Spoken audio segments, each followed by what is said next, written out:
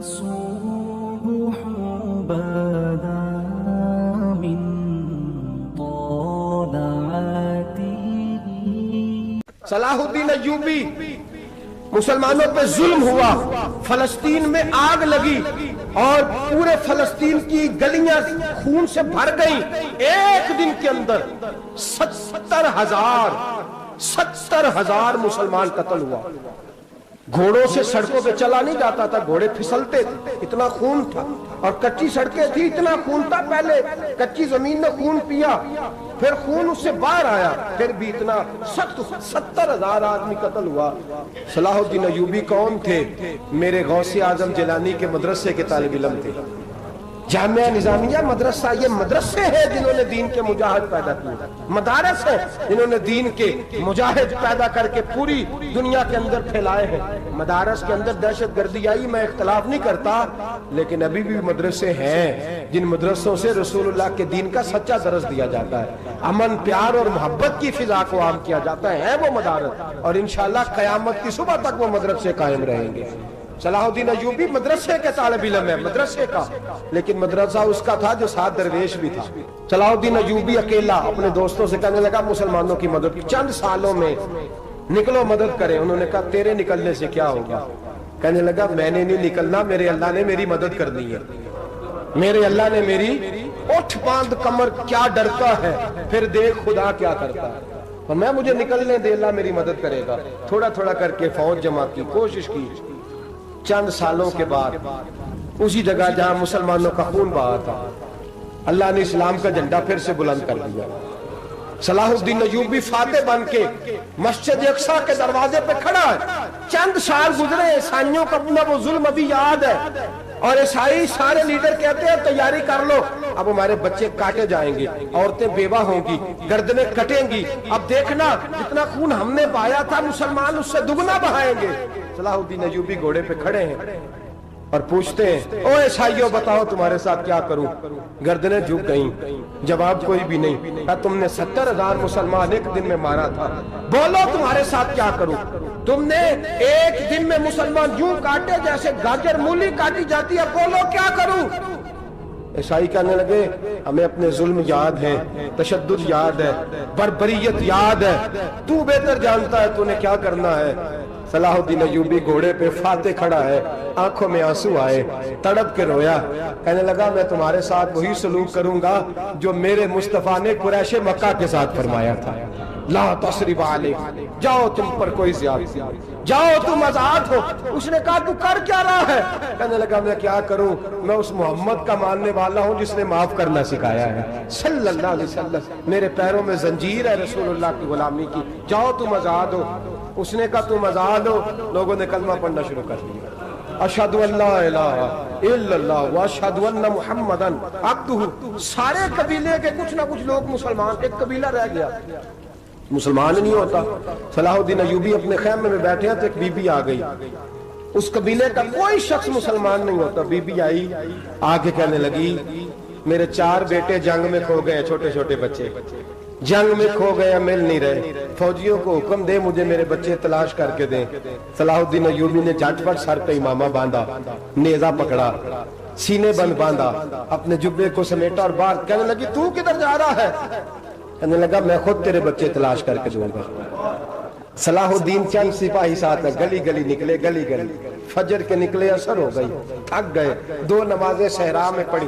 جنگل کے اندر پہنچے تو ایک کونے میں 4 بچے ایک جگہ ڈرے اور سہمے ہوئے بیٹھے ملے. صلاح الدین ایوبی اٹھا کے لائے، ماں کو کہنے لگے تیرے بچے ہیں. نکلا اس لیے تھا کہ میرے نبی نے فرمایا بچے جدا ہوں تو ماں کو درد بڑا ہوتا ہے، اور میرے رسول نے فرمایا تھا جب جنگ کرنے جاؤ تو کھیت برباد نہ کرنا، فصلیں تباہ نہ کرنا، بچوں کو ماں سے جدا نہ کرنا. فرمایا میں سوچ رہا تھا تیرے بچے کہیں میری وجہ سے جدا ہو گئے تو مصطفیٰ کو جواب کیا دینا. فرمایا تیرے بچے ڈھونڈ کے لایا ہوں. بچے ماں کے پاس آنے لگے تو ماں نے بڑے بیٹے کے منہ پہ تھپڑ مارا. کہتا اماں کیا ہوا؟ کہنے لگے تو نے سنا نہیں کہ کہ دشمن کے بچوں کی اتنی حفاظت کرتا ہے، میرے پاس نہ جا، اس کے قدموں میں بیٹھ جا۔ جس نبی کے غلام اتنے سچے ہیں وہ نبی کتنا سچا ہوگا، جس نبی کے نوکر اتنے کھڑے ہیں وہ نبی کتنا کھڑا ہوگا۔ جا کے کلمہ پڑھ لے۔ مسلمانوں کی نا ایک تعداد لڑتے لڑتے دور چلے گئی، تاتاریوں نے قید کر لیا۔ 4 مسلمان تھے، تبلیغ کرنے گئے، جنگ کرنے گئے، جہاد کرتے کرتے کافروں سے لڑتے لڑتے تاتاری قوم میں چلے گئے، وہاں قید کر لیے گئے تو سزائے موت کا حکم ہوا۔ 4 بزرگ تھے، سزائے موت کا حکم ہوا تو تاتاری بادشاہ جو تھا وہ بڑا خلاف تھا، بڑا سخت مخالف تھا مسلمانوں کے۔ اس نے کہا کہ ان کو جب پھانسی دینا نا مسلمانوں کو تو میرے سامنے دینا۔ اب 4 عالم ہیں، 4 صوفی ہیں، سفید داڑیاں، سر پہ امامے۔ پھانسی کا وقت آیا تو جو پھانسی گھاٹ ہے وہ ایک ہے، چاروں کو کٹھے پھانسی نہیں ہو سکتی۔ ایک کو کہا کہ ایک ایک کر کے ان کو پھانسی دو۔ جب پھانسی کا وقت آیا نا تو جو سب سے پیچھے صوفی تھے وہ دوڑ کے آگے آئے، کہنے لگے بادشاہ پہلی باری میری لگا پہلی۔ اب بادشاہ نے کہا ٹھیک ہے اسے لٹکا دو۔ وہ قریب آئے تو دوسرے دوڑ آئے، کہنے لگے نہیں پہلی باری میں نے زیادہ کافر قتل کیے، میرا بڑا جرم ہے، مجھے پہلے سزا دو۔ ان کو پھانسی دینے لگے تو تیسرے آ گئے، کہنے لگے نہیں یہ تو میرا قتل کرتا تھا، رستے میں بتایا کرتا تھا، ڈھونڈ کے میں بتلاتا تھا کہ یہاں زیادہ تعداد ہے، مجھے پہلے پھانسی دو۔ تیسرے کے ساتھ بات ہو رہی تھی تو چوتھا دوڑا آیا، کہنے لگا یہ رستے بتاتا تھا، یہ تبلیغ کرتا تھا، یہ سارا کچھ کرتا تھا، لیکن کہا یہ کہتے تھے چلو واپس چلتے ہیں، میں جانے نہیں دیتا تھا، میں کہتا تھا اور کافر مارنے اور علاقے فتح کرنے، میرا جرم بڑا ہے، مجھے پہلے پھانسی دو۔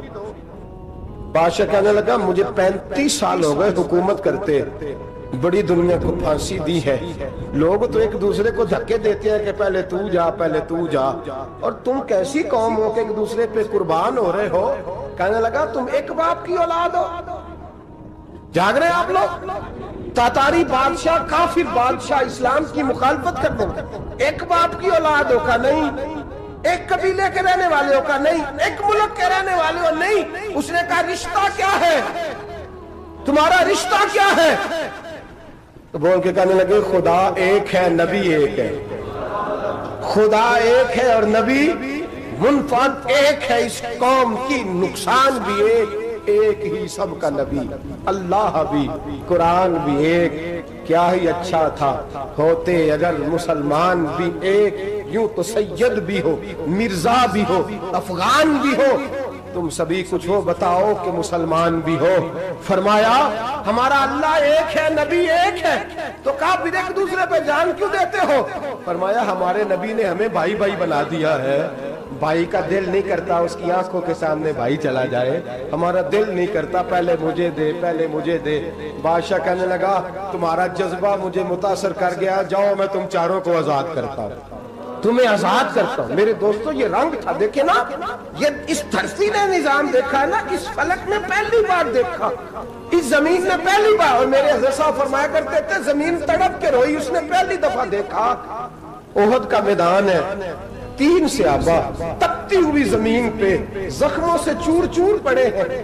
حضرت انس بن نضر رضی اللہ تعالیٰ عنہ پانی کا پیالہ لے کے پہنچے، ایک زخمی سے کہا تجھے پانی پلانا ہے، تو کہنے لگا میرے زخم تھوڑے ہیں، وہ جو ساتھ پڑا اس کے زخم گہرے ہیں، پہلے اسے پانی پلا دے، جا اسے دے دے۔ اس کے پاس پہنچے تو وہ کہنے لگا وہ مجھ سے پہلے گرا تھا، اس کا زخم زیادہ گہرا ہے، اسے پانی پلا۔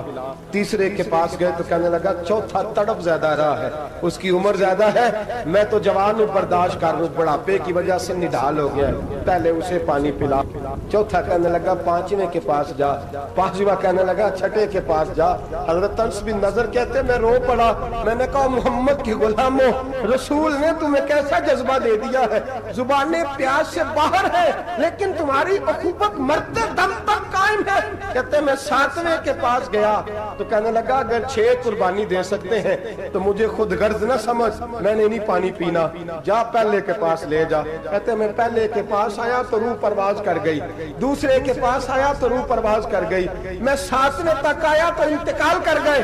کہتے ہیں پانی کا پیالہ میں نے اٹھایا اور میں نے زمین پہ رکھا تو میں نے کہا پانی گوا رہنا، محمد کے غلام مر تو جاتے ہیں پر ایک دوسرے کا خیال بڑا رکھا کرتے ہیں، گوا رہنا یہ مر جایا کرتے لیکن ایک دوسرے کا درد۔ میرے دوستو لٹا ہوا برما، روتے ہوئے مسلمان، سسکیاں اور آہیں لیتی ہوئی مائیں پوچھتی ہیں اے خاصان رسول وقت دعا ہے، امت پہ تیری آ کے عجب وقت پڑا ہے۔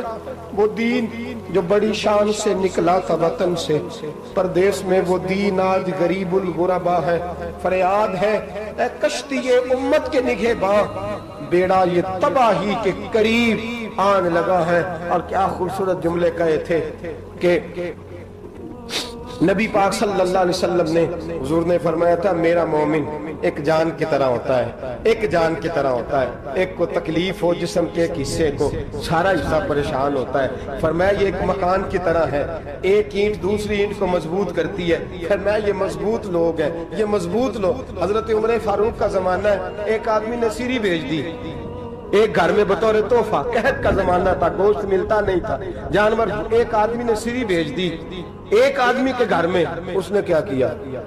اس نے اپنی بیوی سے کہا ہماری تو خیر ہے، ساتھ والا پڑوسی زیادہ غریب ہے، ادھر نہ بھیج دے، یہاں گندم امیر شہر کی ہوتی رہی خراب اور بچی کسی فقیر کی فاقوں سے مر گئی۔ کہا ساتھ والے پڑوسی کے گھر سے میں کئی دنوں سے بھوک کی آوازیں، وہاں بھیج دے۔ اس کے گھر گئی تو اس کی بیوی شوہر کو مشورہ دیتی ہے، کہتی ہے میرے بچے تو دلیر ہے، ساتھ والے کے چھوٹے ہیں، وہ گزارا نہیں، ادھر نہ بھیج دیں۔ ادھر گئی۔ ایک روایت ہے 7 گھر، ایک روایت ہے 21 گھر، 21 گھروں میں گھومتی ہوئی وہ سری پھر پہلے کے گھر میں آ گئی اور پہلا صحابی کہنے لگا صرف تو نے ہی محمد کا کلمہ نہیں پڑھا، باقی 20 نے بھی پڑھا ہوا ہے، صرف تو نے ہی رسول اللہ سے یہ درس نہیں لیا، باقیوں نے بھی لیا ہے، اور صرف تیرے اندر ہی جذبہ اظہار نہیں، تو ہی صرف مسلمانوں سے پیار نہیں کرتی، سارے ہی پیار کرتے ہیں۔ وہ سری پھر آ گئی ہے، اب کیا کرنا ہے؟ اب کیا کرنا ہے؟ امام نبوی نے لکھا ہے وہ کہنے لگی کرنا کیا ہے؟ پکاؤں گی میں اور کھائیں گے 21 گھر، پھر بھی اکیلے نہیں کھائیں گے، پکاؤں گی میں اور کھائیں گے 21 گھروں کے مطابق شوربہ پکا، اور پھر برتن میں ڈال کے وہ بی بی ایک گھر کا دروازہ کھٹکھٹاتی ہے، کہتی ہے مصطفیٰ کے غلاموں نکلو باہر اور کھاؤ، اس لیے کہ جس نبی نے مجھے پیار کا حکم دیا اسی نے تمہیں بھی پیار کرنا سکھایا ہے، یہ رنگ چشم فلک نے سکھایا ہے۔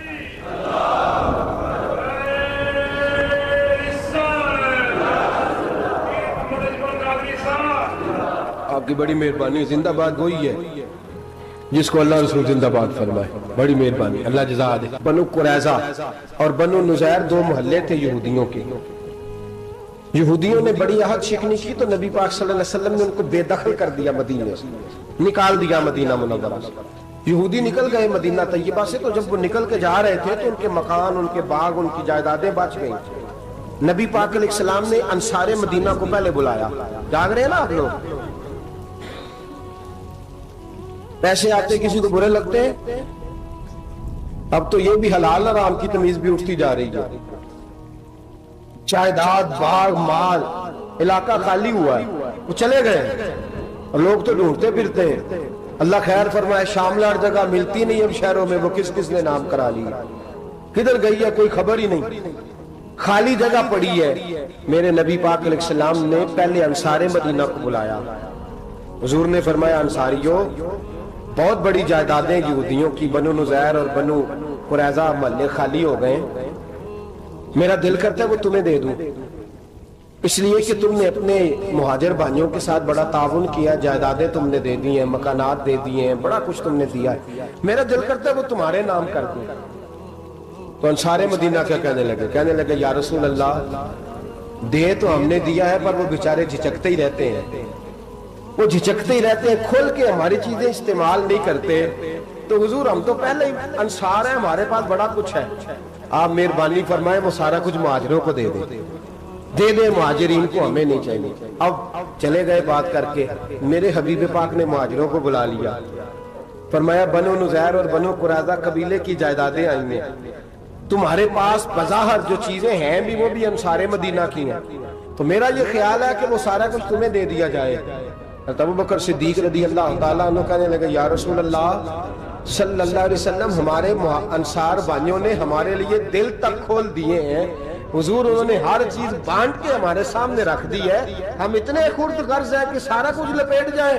کہ حضور ہمارے پاس جو مکان ہے وہ ہے، ہم کاروبار کر رہے ہیں، تجارتیں کر رہے ہیں، مزدوریاں کر رہے ہیں، ہم انشاءاللہ اور بنا دیں گے، آپ یہ ہماری طرف سے ہمارے انصار بھائیوں کو گفٹ کر دیں، آپ انہیں دے دیں۔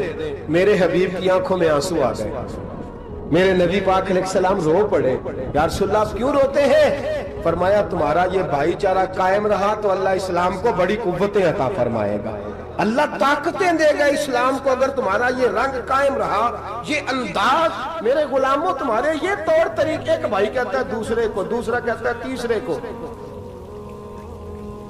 عرض یہ کرنے جا رہا تھا کہ رسول کریم صلی اللہ علیہ وسلم نے یہ پیغام دیا امت کو، فرمایا دیکھیں نا کتنے بڑے لفظ ہیں، یہ نہیں فرمایا دوزخ میں جائے گا، یہ نہیں فرمایا کہ اسے جہنم کی سزا ملے گی، میرے نبی نے فرمایا میں اسے مومن مانتا ہی نہیں، میں اسے مسلمان اپنا مانتا ہی نہیں۔ حضور کسے؟ فرمایا جو پیٹ بھر کے کھاتا ہے اور اس کا ہمسایہ بھوکا سو جاتا ہے، میں مومن ہی نہیں مانتا۔ سزا تو تب ملے گی نا کہ جب میں کسی سزا کا اعلان کروں، میں مانتا ہی نہیں، وہ میرا ہے ہی نہیں، خود پیٹ بھر کے کھا رہا ہے، ہمسایہ اس کا بھوکا، میں نہیں مانتا۔ انما المؤمنون اخوہ، مومن بھائی بھائی، میں مانتا ہی نہیں اسے۔ اور میرے حبیب پاک اتنے بڑے لفظ حدیث میں اور کہیں نہیں ملیں گے، آپ اتنے بڑے جملے کہیں نہیں ملیں گے۔ میرے نبی پاک نے فرمایا اللہ کہے گا قیامت کے دن، کون؟ اتنے بڑے لفظ حدیثوں میں ملتے نہیں جتنے یہ ہیں۔ حضور نے فرمایا رب فرمائے گا بندے سے کہ میں تیرے پڑوس میں بھوکا تھا، تو نے مجھے روٹی کیوں نہیں کھلائی؟ کون کہہ رہا ہے؟ اللہ کہہ، میں بھوکا تھا تو نے روٹی نہیں دی، میں ننگا تھا تو نے کپڑا نہیں دیا، میں پیاسا تھا تو نے پانی نہیں پلایا، میں بیمار تھا تو تیمارداری۔ یا اللہ نہ تو کھاتا ہے، نہ پیتا ہے، نہ کپڑا پہنتا ہے، نہ تو بیمار ہوتا ہے، لا تاخذہ سنۃ ولا نوم، تجھے بیماری آتی نہیں، اونگ نیند نہیں آتی، میرے مالک تو میرے پڑوس میں تھا۔ حضور فرماتے ہیں رب فرمائے گا وہ جو بندہ تیرے پڑوس میں بھوکا تھا تو بندہ تو میرا ہی تھا نا، وہ جو بندہ تیرے پڑوس میں ننگا تھا تو بندہ تو میرا ہی تھا نا، وہ جو تیرے پڑوس میں پیاسا تڑپتا رہا تو وہ میرا ہی بندہ تھا۔ تو دوائی لینے جائے تو بڑے اسپتال میں اور اس بیچارے کو 20 روپے پرچی کے بھی میسر نہ آئے تو میرا ہی بندہ تھا۔ میرے دوست خیال کر اور یاد رکھ، یہ جو ہمسائے ممالک میں ظلم ہوتے ہیں، زیادتیاں ہوتی ہیں، ہمارے گھر کا پنکھا اچھا چلتا ہے، ہم جلوس اس وقت نکالتے ہیں جب ہماری لائٹ بند ہوتی ہے، ہم جلوس اس وقت نکالتے ہیں جب ہمارا ایسا جو ہمیں تنگ کرتا ہے، ہم اس وقت درد محسوس کرتے ہیں جب ہمارے گھر تک آگ آ جاتی ہے۔ یہ جو باہر آگ جل رہی ہے یہ تیرے گھر بھی آ سکتی ہے، یہ جو باہر فساد ہو رہا ہے یہ تیرے دروازے تک آ سکتا ہے۔ میرے رسول پاک نے ایک جان، مسلمان کو ایک جان قرار دیا۔ مجھے بتائیے انگلی کو کٹ لگ جائے، مسلمان ایک جان ہے نا، انگلی کو لگ جائے کٹ، دماغ کہتا ہے میں نے نہیں سوچنا اس کے بارے میں نے اس کے درد کو محسوس ہی نہیں کرنا، انگلی کی درد ہے، انگلی جانے اس کا کام جانے، ایسے ہی ہوتا ہے نا۔ بولے پیروں سے کہتے ہیں، انگلی کہتی ہے چل ڈاکٹر کے پاس، پیر کہتے ہیں نہیں میں نے نہیں جانا، انگلی کا کام ہے انگلی جائے، ایسے ہی ہے نا۔ دل سے کہتے ہیں تو تڑپ تھوڑا سا، انگلی کو درد ہے، کہتے میں کو تڑپوں، انگلی کا ماما، انگلی جانے اس کا کام جانے۔ ٹیلی فون کرنا ہے ڈاکٹر صاحب کا پتہ کرنا ہے، تو کان کہتے ہیں میں نے نہیں بات سننی ڈاکٹر صاحب کی، زبان کہتی ہے میں نے نہیں بولنا، انگلی جانے، ایسا ہوتا ہے۔ پیر احتجاج کرتے کہ میں نے ڈاکٹر کے پاس، میں کچھ چکر کھاتا پھروں ڈاکٹر کی دکان کی، انگلی کو درد ہے انگلی جانے، ایسا ہوتا ہے بھئی؟ میرے رسول پاک نے فرمایا مسلمان ایک جان ہے، تو درد برما کے مسلمانوں کو ہو رہا ہے تو پاکستانی کہہ رہے ہیں کوئی بات نہیں، وہ جانے ان کا کام جانے، ایک جان ہے نا۔ درد ہونا چاہیے، تکلیف ہونا چاہیے، پھٹے پہ باتیں ہوتی ہیں اس موضوع پہ، اسمبلی پہ گفتگو ہوئی ہے اس موضوع پہ، آپ کی صوبائی اسمبلیاں اس موضوع پہ بولی ہیں، آپ کے کونسل اس موضوع پہ بولے، ہم تو اپنی اپنی سیاستیں، اپنے اپنے تماشے، اپنے اپنے چکروں میں لگے ہوئے۔ وہ دریا کے اندر سسکتے مسلمان، بنگالی کہتے ہیں ہمارے نہیں، برمی کہتے ہیں ہمارے نہیں، پاکستانی کہتے ہیں ہمارے نہیں، ترکی کہتے ہیں وہ کس کے ہیں؟ وہ کس کے ہیں؟ وہ اللہ کے بندے ہیں، محمد عربی کے غلام ہیں صلی اللہ علیہ وسلم۔ لیکن میرے دوستو کیا ہمیں کیا غرض ہے، وہ جانے ان کا کام جانے، یہ جب تیرے پیروں تک آگ آئے گی پھر تجھے پتہ چلے گا یہ بڑی سخت آگ ہے.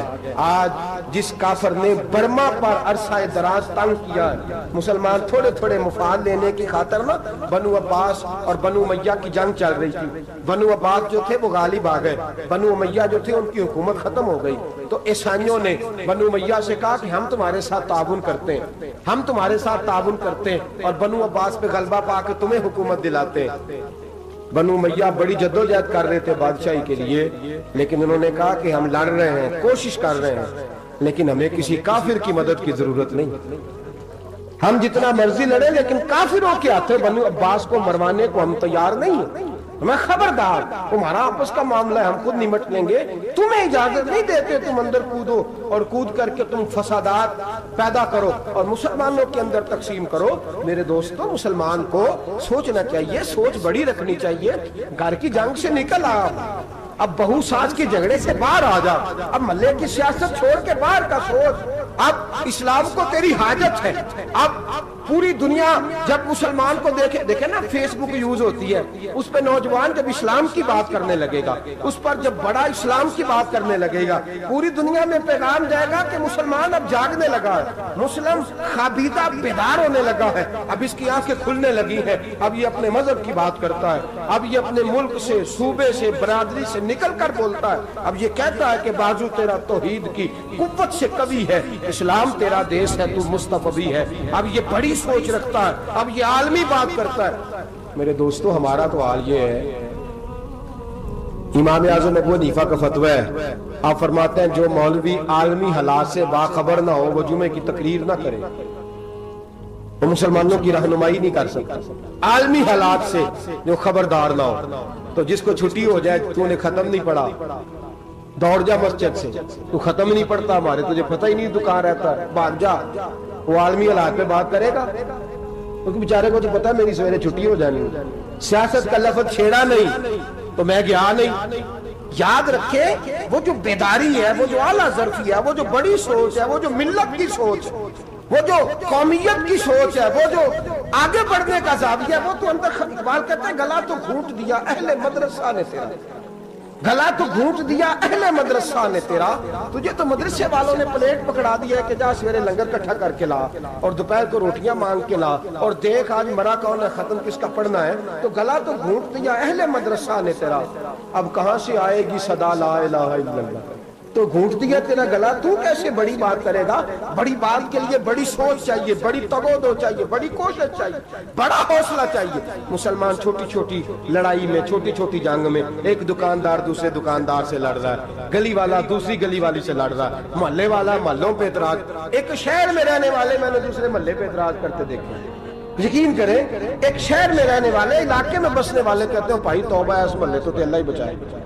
لا حول ولا قوت. وہ جو تقسیم در تقسیم کی سوچ ہے، اس نے چھوٹے چھوٹے ٹکڑوں میں مسلمانوں کو بانٹ دیا ہے. چھوٹی چھوٹی تقسیم ہے، چھوٹا چھوٹا ہمارا مزاج ہے، چھوٹی سوچ ہے. بڑی سوچ کی بات سنیے. صلاح الدین ایوبی، جاگ رہے ہیں نا آپ لوگ؟ تو آخنا حضرت صاحب ایڈی وڈی گل چھیڑ چھڑی ہے، یہ مطلب ہی کون نہیں، کنے برما جانا ہے تو کنے مدد کرنی ہے. میں تو بھائی فریضہ سر انجام دے رہا ہوں. میرے نبی نے فرمایا برائی کو یا ہاتھ سے بدل، ہاتھ سے نہیں بدل سکتا تو زبان سے تو بولنا.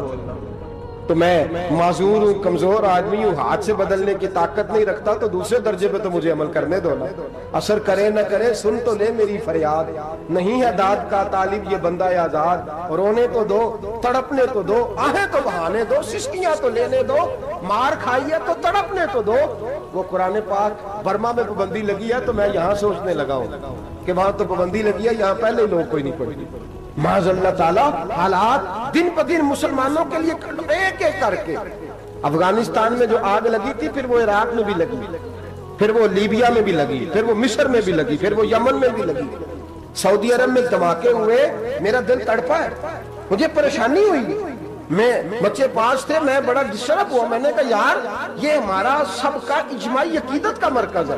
ہم کم از کم 1000 اختلاف کے باوجود کہا کرتے تھے کہ عرب میں امن ہے یار، وہاں سکون ہے، وہاں دکانیں کھلی چھوڑ کے لوگ چلے جاتے ہیں. وہاں بھی فساد ہونے لگا، वहां भी आग बढ़ गई है, लेकिन हम सिर्फ छोटी छोटी करके जब आग बुझाने की कोशिश करेंगे उस वक्त आग नहीं बुझेगी। जब हर आदमी अपने प्याले में पानी लेके आएगा, हर शख्स अपने घर की नल चलाएगा, हर शख्स नलका चलाएगा और पानी निकाल के ये आग बुझाएगा, तब ये आग बुझेगी। हर आदमी को किरदार सोच बड़ी करें, नजरिया बड़ा करें, मिल्लत की बात करें, मुसलमान होके सोचे, मुसलमान होके सोचे। खुदारा निकले ये घर के झगड़ों से, थोड़ी देर के लिए अपने आप को बड़ा करें, बड़ी सोच आप बनाएं। जब दोस्तियां लगाएं, यराने लगाएं, तो छोटे मोटे हिसाब से बचें। बाबा बुल्ले शाह साहब फरमाते, कोरे वर्क किताब नहीं हुंदे, कोरे वर्क किताब नहीं हुंदे, पत्थर दिल गुलाब नहीं हुंदे।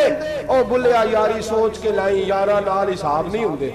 फिर जरा निकले इस हिसाब किताब से बाहर। बुल्लिया यारी सोच के लाई, यारा नाल साहब नहीं होंगे। फिर जरा बड़ा ज़हन करे, छोड़े अपने हिसाब। युबसिरून अला अनफुसिहिम वलनबलुवन्नकुम बिशैइन मिनल खौफि वल जुइ व नक्सिन मिनल अमवालि वल अनफुसि वस समरात। फिर हिसाब किताब से निकले।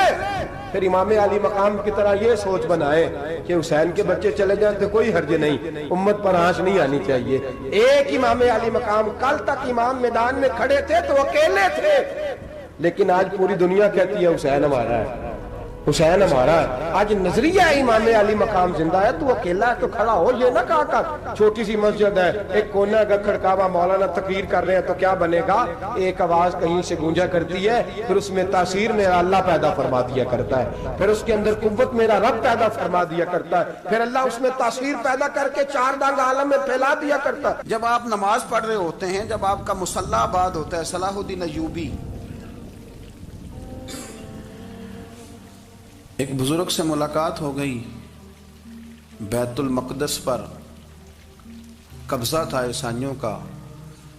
तो सलाहुद्दीन बड़े परेशान थे। वो बाबा जी कहने लगे, पुत्र क्या हुआ? कहने लगे, हुजूर पता चला है दुश्मन के 2 बहरी बेड़े असला लेके आ रहे हैं। मुसलमान पहले ही कमज़ोर हैं, और अब अगर 2 बहरी बेड़े और आ गए तो हुजूर मसला बन जाएगा।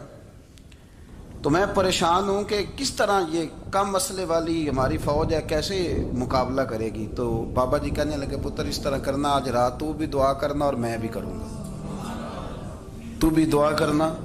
आप नाराज़ ना होना, हम तो पीरों वाले हैं, हम तो पीरों के नौकर गुलाम हैं, हमारा तो गुजारा ही नहीं, हमें तो मिलता है सारा कुछ वहाँ से। पर मेरा सवाल ये है कि तवीज़ लेने जाते हो, नफल क्यों नहीं पढ़ते? रात अल्लाह अल्लाह क्यों नहीं करते? ये भी तो हमारे बुजुर्गों का ही तरीका है, उन्होंने तो हमें सिखाया है। सलाहुद्दीन अय्यूबी से बुजुर्गों ने कहा कि रात आज ना अल्लाह अल्लाह करना, तो मैं तेरे लिए दुआ करूंगा, तू भी दुआ करना। तो बंदा जब दुखी होता है तो सजदा करता है, तो फिर ही तो मुसल्ला भीग जाता है, फिर ही तो मजा आता है। सुखी बंदा तो काबे जाके नहीं रोता। दुखी थे, तकलीफ थी, तो सर रखा सजदे में तो तड़प गए। और वो बाबा जी कहते हैं, मैं मस्जिद आया तो सलाहुद्दीन चीखे मार के रो रहा था और कह रहा था, मालिक मैं कोई अपनी शान के लिए तो नहीं ना लड़ रहा, अल्लाह को मैं कोई कब्जों के लिए तो नहीं लड़ रहा, मालिक तेरे लिए लड़ रहा हूँ, मुझे बेआबरू ना करना, मेरी मदद फरमाना। कहते मैं आया था कि मस्जिद में दुआ करूंगा, पर सलाहुद्दीन अय्यूबी को रोते देखा तो मैं लौट गया। तो सवेरे सलाहुद्दीन मिले तो बड़े खुश थे। मैंने कहा, पुत्र क्या हुआ? कहने लगे, हुजूर वो बहरी बेड़े 2 आ रहे थे ना असला लेके, दोनों डूब गए पानी में डूब गए। तो बाबा जी कहने लगे, सलाहुद्दीन वो पानी में नहीं डूबे, वो तेरे आंसुओं में डूब गए, वो गर्क हो गए। वो जो तूने मुसल्ला बात किया तो वो तेरे आंसुओं में डूब गए, वो गर्क हो गए, वो तबाह, इतने कीमती थे तेरे आंसू के, बहा ले गए दुश्मन के बहरी बेड़ों को। मेरे भाई, ठीक हो गया जी, मेरे अजीज, समझ लें इस बात को हमेशा के लिए, और इस पर गौर कर लें अच्छे तरीके से कि मेरे रसूल करीम सैयद आलम सल्लल्लाहु अलैहि वसल्लम ने ना हमारी तवज्जो दिलाई, हुजूर ने हमें बतलाया, हमारा ज़ौक़ बढ़ाया इबादत की तरफ। एक सहाबी थे हजरत अबू फातिमा रदी अल्लाह ताला अन्हु, ये तिरमिज़ी शरीफ की हदीस है। नबी पाक अलैहिस्सलाम ने फरमाया, अबू फातिमा क़यामत के दिन मुझसे जल्दी मिलना चाहते हो कि देर के साथ? तो कहने लगे, हुजूर कौन होगा जो देर से मिलना चाहे, हमने तो जान दे दी वादा दीदार पर।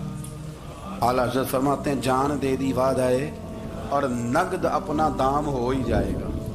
मुझे लगता है कि ये सौदा नगदो नगद हो जाना है, क्योंकि हमने जान दे दी वादाए دیدار پر آپ نے وعدہ کیا تھا کہ مریں گے تو پھر زیارت ہوگی، تو مر گئے ہم زیارت کی خاطر، جان دے دی وعدہ ہے دیدار پر، تو نقد اپنا دام ہو ہی جائے گا۔ اے رضا ہر کام کا ایک وقت ہے، دل کو بھی آرام ہو ہی جائے گا۔ تو حضرت ابو فاطمہ رضی اللہ تعالیٰ عنہ سے نبی پاک صلی اللہ علیہ وسلم نے فرمایا جلدی ملنا چاہتے ہو کہ دیر سے؟ عرض کی حضور فٹافٹ ملنا ہے، میں نے قیامت کے دن آپ سے جلدی ملنا ہے۔ تو نبی پاک علیہ السلام نے فرمایا پھر اس طرح کرنا، دنیا میں رہ کے سجدے زیادہ کرنا، پھر سجدے زیادہ کرنا، قیامت میں ملاقات جلدی ہو جائے گی، قرب ملے گا تمہیں۔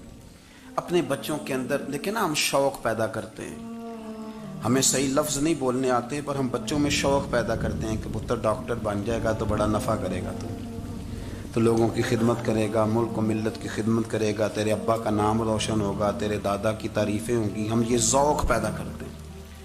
ہم اپنے نوجوانوں کے اندر یہ فکر پیدا کرتے ہیں، انہیں ہم سمجھاتے ہیں کہ میاں جب تم پڑھو گے، محنت کرو گے تو فلاں آدمی کی طرح تمہارا نام ہوگا۔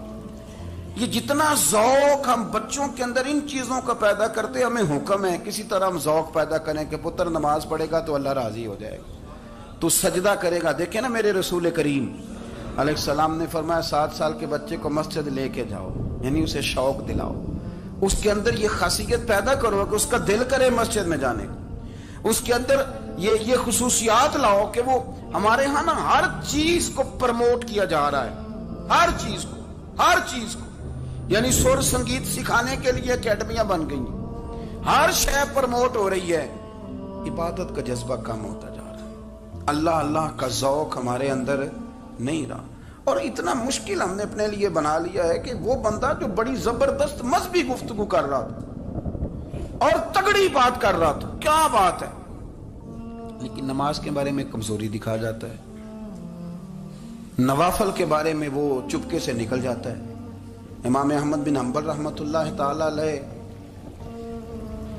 مسند امام احمد بن حنبل 14 جلدوں میں ہے مارکیٹ میں، اور مجھے تو خیر پسند ہی بڑی ہے، میں نے تو کئی دفعہ پڑھی ہے، اور کیا بات ہے امام احمد بن حنبل، کیسے تگڑے قسم کے محدث تھے اور اللہ نے کتنا انہیں اعزاز عطا فرمایا ہوا ہے۔ یہ کوڑے بھی کھاتے تھے دین کی خاطر، سارا کرتا لہو سے بھر بھی جایا کرتا تھا، بڑا اعزاز والا شخص تھے، بڑے اعزاز والے، حدیثیں جمع کرنا، حدیثیں لکھنا، حدیث پڑھانا، سارا دن رہتے تھے۔ کہہ سکتے تھے کہ میں کر تو رہا ہوں کام، اور حدیث بھی موجود ہے کہ عالم عابد سے افضل ہوتا ہے، پر اس کے باوجود امام احمد بن حنبل رحمۃ اللہ علیہ 300 نفل فرض نمازوں کے علاوہ پڑھا کرتے تھے، 300 نوافل روز پڑھا کرتے تھے۔ ان کے بیٹے نے کہا ابا جی مکان خریدنا ہے تو کچھ جگہ کہاں کر کے لوں، بہت ساری آبادیاں، تو فرمایا پتر وہاں لینا جہاں مسجد قریب ہو۔ میرے رسول کریم سید عالم صلی اللہ علیہ وسلم اتنا پسند کرتے مسجد کو، اتنا پسند کرتے نماز کو، کہ رسول کریم صلی اللہ علیہ وسلم تہجد کی نماز بھی پڑھتے، پھر حضور فجر کی نماز بھی پڑھتے، نبی پاک وتر کو الگ کر کے پڑھتے، عشاء کے ساتھ نہیں پڑھتے۔ یہ تو ہم اس لیے اجازت دی ہمارے بزرگوں نے کہ بعد میں اٹھے گا کون علیحدہ وتر پڑھنے کے لیے، عشاء کے ساتھ پڑھ لے، وتر پڑھتے، تہجد پڑھتے، فجر پڑھتے، اشراق پڑھتے، چاشت پڑھتے، پھر مغرب کی نماز کے بعد 6 رکعت اوابین پڑھتے، پھر رات کو صلاۃ اللیل پڑھتے۔ سیدہ عائشہ صدیقہ کہتی ہیں زمانہ سو جاتا اور میرے رسول مصلی بچھا کے کھڑے ہو جاتے، او یار کھیتی باڑی کر کے نہیں، محنت مزدوری کر کے نہیں۔ جناب عائشہ کہتی ہیں میں یہ بھی دیکھتی کہ حضور ایک آیت شروع کرتے تو ساری رات اسی کو پڑھتے، اور میری نظر جاتی تو قدم مبارک پہ ورم آ جاتا۔ یار نماز پڑھ کے اتنی مشقت کر کے، اتنی جد و جہد کر کے ورم آ گیا، یا رسول اللہ اتنی محنت کیوں کرتے ہو؟ فرمایا افلا اکون عبدا شکورا، کیا میں اپنے رب کا شکر گزار بندہ نہ بنوں؟ صحابہ کا ذوق عبادتوں کا، ریاضتوں کا، تلاوتوں کا، طبیعت ہے ان کی، وہ ایک دوسرے کو، حضرت مولا علی شیر خدا کرم اللہ تعالی وجہہ الکریم کے زمانے میں روم کے بادشاہ نے کہا یار یہ مسلمانوں کا پتہ تو کرو، یہ آخر کیوں اتنے زیادہ مجاہد ہیں؟ اس زمانے میں جاسوس بھیجنے کا مزاج تھا، اب تو جاسوس پکڑا جاتا ہے، اب تو جاسوس، اور جاسوسی کا شوق ویسے آج بھی ہے۔ عرض کروں تھوڑی سی بات اس عنوان سے، پتہ ہے کیا ہمارا مسئلہ ہے؟ ہم جہاں جاتے ہیں نا وہاں تھوڑی خوشبو سونگنے کی کوشش کرتے ہیں. وہ کیا ہے تو یہ کیا ہے تو ادھر کیا ہے تو تھوڑا سا ادھر کیا ہے. میرے رسول پاک پڑھیے درود شریف سارے پڑھیے ذرا زور سے صلی اللہ تعالی. نبی پاک علیہ السلام نے فرمایا جاسوسی نہ کرنا ورنہ تم بندوں کو خراب کر دو. اور فرمایا اس طرح نہ ہو کہ تم کسی کے آپ کھول نہ نکلو تو تمہارے پہلے کھول جائیں. یہ جو ذوق ہے نا یہ ختم کریں, چھوڑیں. مطلب آپ کس چکر میں پڑے ہوئے ہیں؟ اتنی زیادہ توجہ کرنے کی کیا ضرورت ہے؟ انہیں کام سے کام رکھیں. اس میں بندہ تھوڑا سا نا آسان رہتا ہے. یہ جو بہت زیادہ ٹٹولنے والے لوگ ہوتے ہیں نا وہ بےچارے پھر عمر ٹٹولتے ہی گزار دیتے ہیں, اس لیے کہ مزاج ہی بہت پکا ہے. بوری کا منہ کھول کے اندر تک ہاتھ ڈالنا تو پھر کئی دفعہ سامنے سے بچھو بھی لڑ جاتا, خرابی ہوتی. تو جاسوسی کی جاتی تھی. اس نے بھی جاسوس بھیجے کیونکہ قبیلوں کے لوگ تھے, کچھ مسلم کچھ کافر, پہچانے نہیں جاتے تھے لوگ. تو کچھ لوگ اس نے بھیجے, انہوں نے آ کے نا تحقیق کی, ریسرچ کری کہ آخر ماجرا کیا ہے. تو واپس جا کے انہوں نے رپورٹ دی نا روم کے بادشاہ کو. اس رپورٹ کا ایک جملہ بڑا شاندار ہے. وہ کہنے لگا بادشاہ ہمیں مسلمانوں کی کوئی سمجھ نہیں آئی,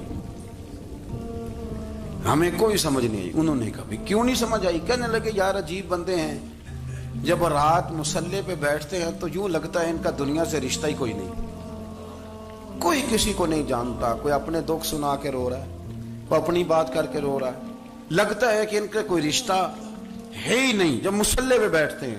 اور فرمایا جب سویرے یہ جہاد کرنے نکلتے ہیں تو لگتا ہے ان سے زیادہ دلیر ہی کوئی نہیں. حالانکہ جو مسلحوں پہ رونے دھونے کے لوگ ہوتے ہیں وہ کئی دفعہ جہاد میں کام نہیں کرتے, لیکن عجیب لوگ ہیں کہ رات کے راہب ہیں, دن کے مجاہد ہیں, کوئی سمجھ نہیں آتی. میرے عزیز ان لوگوں نے مسلح آباد کر کے رکھا, تلاوتیں ان کا ذوق رہی, منزل روز پڑھنا, اسباق پڑھنا, وظائف پڑھنا یہ ان کا ذوق رہا. اعلیٰ حضرت بریلوی رحمت اللہ نے 1000 کتاب لکھی ہے, لیکن الوظیفۃ الکریمہ کے نام سے جو وہ صبح و شام وظائف پڑھتے تھے وہ الگ انہوں نے ان کو بیان کیا, پابندی کے ساتھ اپنی اللہ اللہ کرتے. شیخ شہاب الدین سہروردی رحمت اللہ علیہ اس پر ایک بندے نے اعتراض کیا. اس نے کہا جی آپ کس قسم کے صوفی ہیں, مرید بیٹھے ہیں اور آپ وہاں نفل پڑھ رہے ہیں. یہ بھی بڑا مسئلہ ہوتا ہے نا, جو بندہ ملنے آتا ہے وہ اپنے ٹائم کے حساب سے آتا ہے, اور پھر اس کا یہ بھی خیال ہوتا ہے کہ پیر صاحب جو ہیں وہ چونکہ درویش ہیں تو نہ انہیں روٹی کھانی چاہیے نہ سونا چاہیے, چونکہ وہ درویش ہیں, اور ہم چونکہ درویشوں کے ماننے والے ہیں لہذا ہمارا یہ طریقہ ہونا چاہیے کہ جیسے ہم کہیں درویش ویسے ہی کر جائے. حالانکہ جس کو آپ درویش کہیں گے آپ اس کی مانیں گے, آپ منوائیں گے نہیں, ہمارا مزاج ہوتا ہے. شیخ شہاب الدین پر لوگوں نے اعتراض کی, حضور لوگ ملنے آئے ہیں, زیارت کرنے آئے ہیں, بندے دعا کرانے آئے ہیں, اللہ اللہ کرانے آئے اور آپ نفل پڑھ رہے ہیں. کیا جملہ ہے, کیا حسن ہے, کیا خوبصورتی ہے. فرمانے لگے رب رسول سے مانگنے کے لیے مصلی بچھایا ہے, اگر وہاں سے مانگوں گا نہیں تو تمہیں دوں گا کیا؟